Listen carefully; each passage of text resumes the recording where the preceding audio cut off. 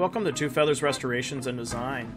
This week on What's Going On in the Shop, we're going to be reviewing an update on our 1959 Traveleze that was damaged in the October 6th windstorm in Massachusetts. It was a wind shear that went across the state.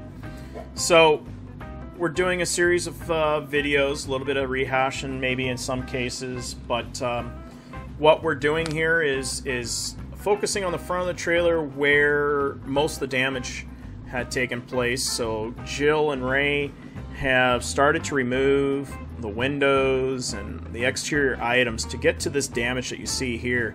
A tree had landed on it. You'll see the video photo at the very end of this video. The atrocious amount of weight that this trailer did take. Blessing in disguise is it was a restoration that was 4 years old, and because of this damage, it disclosed to us all of the mistakes that were done. And here you can clearly see the windows were definitely getting water penetration. And in this case, where these flat plates were made, while they're nice, they didn't have a proper overlap of metal.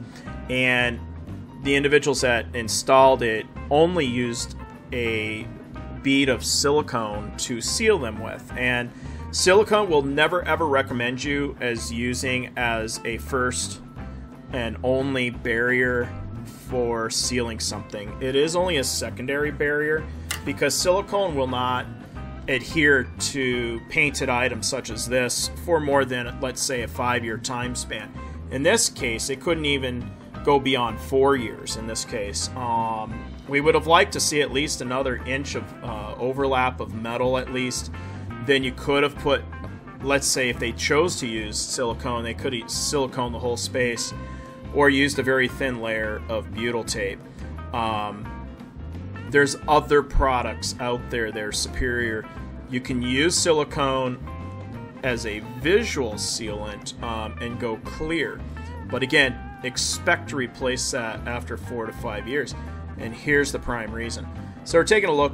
What else do we have for damage? Now, see that little kind of a bluish turquoise color strip there on the edge? That is actually when this metal, this white metal comes from the factory pre-painted. They put a plastic film on it to protect it from scratches.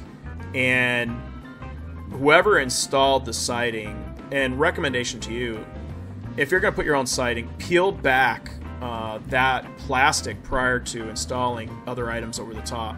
You need a good bond. Now here's the doorway. Jill has gotten the door cleared out, and Ray, and you can see the discolorization already. And when we put our hand up there, you can already feel the moisture. Now, where's it coming from? Well, either the door's not sealed well, but you had an eyebrow that goes above this door, and that would have shielded water away. The customer had an enormous amount of problems with the roof system on here. The builder chose to use a seam using a Pittsburgh edge, and Pittsburgh edge is not ever to be used on a flat surface usage. I don't care if you use sealant or there, it will get passed. And it turns out we did confirm with the builder that they had used a sealant in it prior to installing it. And of course the Pittsburgh edge was never hammered down, which would help create a pinch scenario, because these are seams that were used in the duct industry. So as we go around looking at the trailer here, we're pointing out some other mistakes. And there was a licensed contractor that was hired to do the electrical. We were able to confirm. And this is just one of many 12-volt connection points for the wiring. Some of the colors that were used are not colors that should be used depending on how it's being used. And so for tail lights, clearance lights, there are certain colors you use for that, so it's easier for us to diagnose if there's ever an issue. And that clearly wasn't used in this case. However, all the 110, we've gone over that so far. It was ran very nicely. It does meet code. It's just the 12 volt doesn't meet code, and we'll go over that in a second. So it's attached everywhere, nicely ran. Time was taken in that, so that was good to see.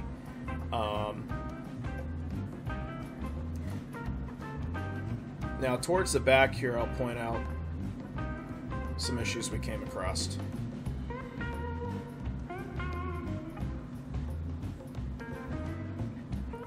So we're going to take a minute here and look at this. I'm going to take this connection apart, but see that little blue plastic that my finger's on now? That's a cheap connector. Don't ever go to the parts house and buy cheap connectors.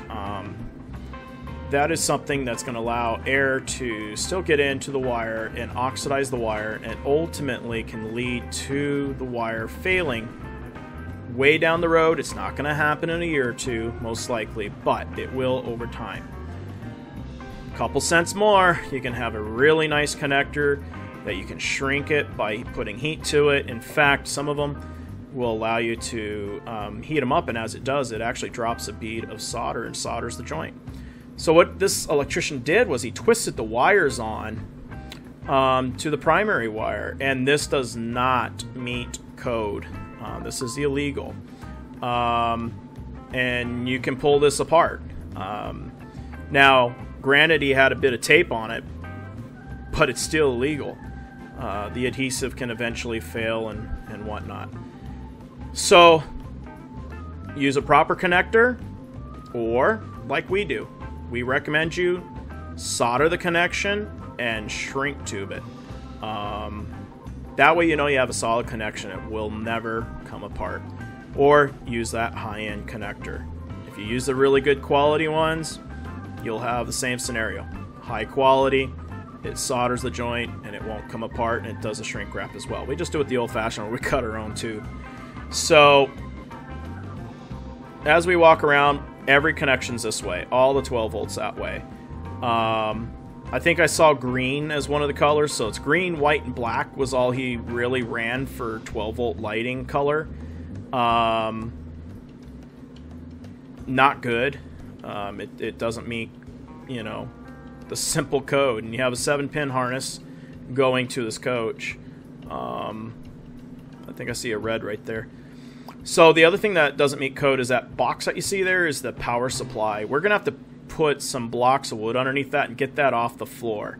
Why do you ask that we have to do that? Well, if you notice there's a water tank in there, water lines. This also doesn't meet code. If there was a water leak, it would get into that box and short out. So we have to raise it off the floor to meet code.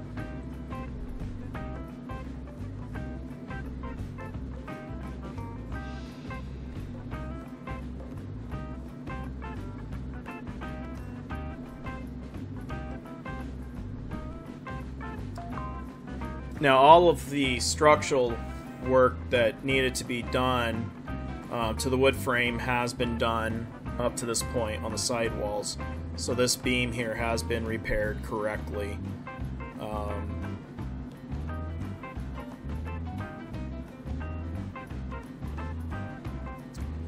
Our frame has been repaired as well, and we've got some more photos here to go over down the line here, but it's been welded. It's been completed. You can see the joints right here, how it's nice and solid. We actually extended this tongue out. I'm pointing out here. We got a good foot and a half material that we had to remove just because. But this beam that you see here is actually butted up against the original frame. It goes underneath the floor quite a bit, but we completely had to remove a lot of damaged material. Then we came back, and these beams you see here, there's actually 3 of them that go from one side to the other side of the trailer. There you go, right there. You can see the other beam at the bottom of your screen there. These are all solid pieces of steel. This one here is a C-channel, but it's a modern C-channel. What they had was very thin stuff, very small stock. This plate here will be a mounting point for the jacks to be reinstalled. Where they were before were sticking out like a sore thumb, but no fault to the builder. It was not much options without welding in a plate and whatnot, which they did not do.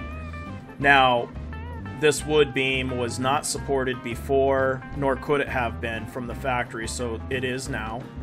And all of this will be finished up nicely when the trailer's restored here.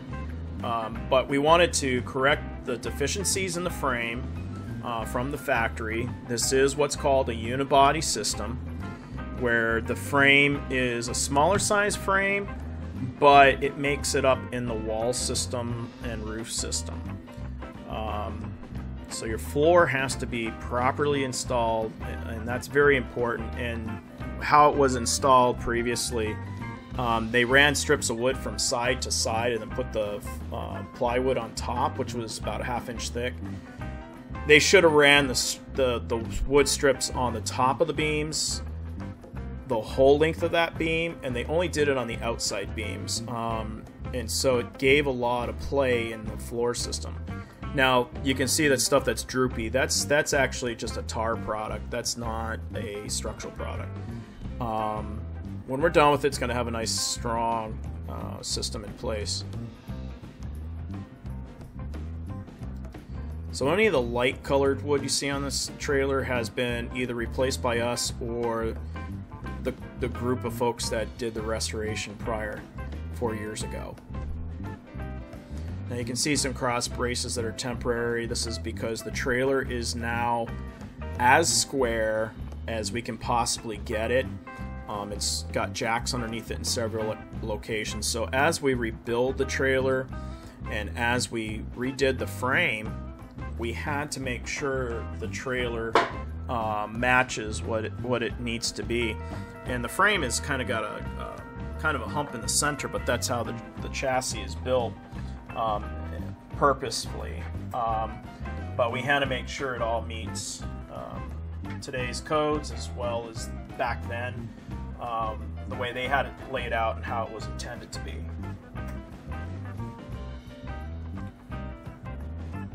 So here we're up to date. This is January 21st. That is today.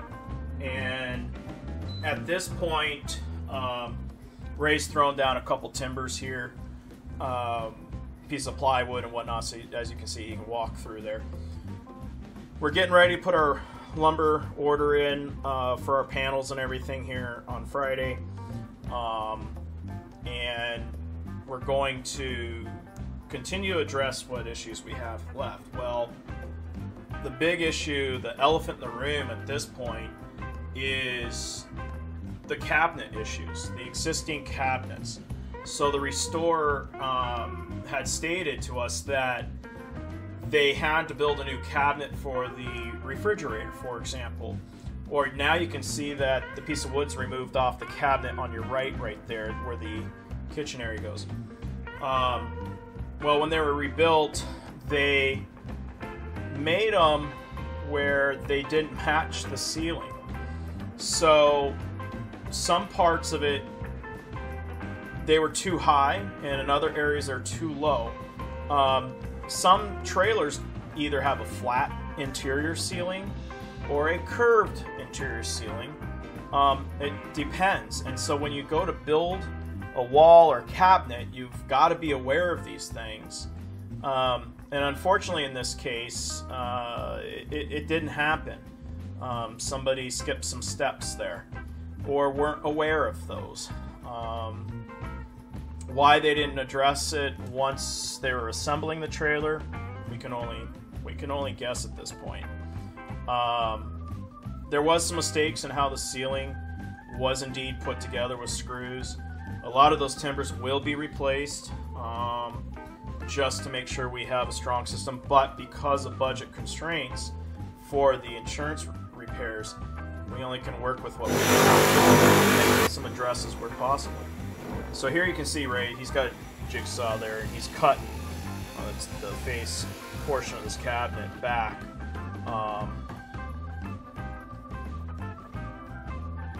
So the other thing you can say is, instead of just side to side to the trailer, it's also front to back. A lot of these trailers have different curvatures. And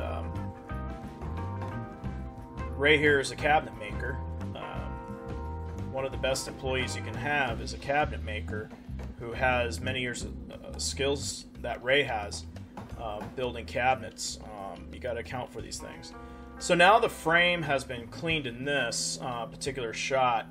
We'll show you some pictures of it being cleaned prior to being sprayed. But what you see here is a little teaser. This has been now cleaned. It's completely sprayed with a truck bed liner. It is not a tar product. Tar over time, like you can see that black tar material on your left side right before the plywood, it loses the oils over time and it dries out.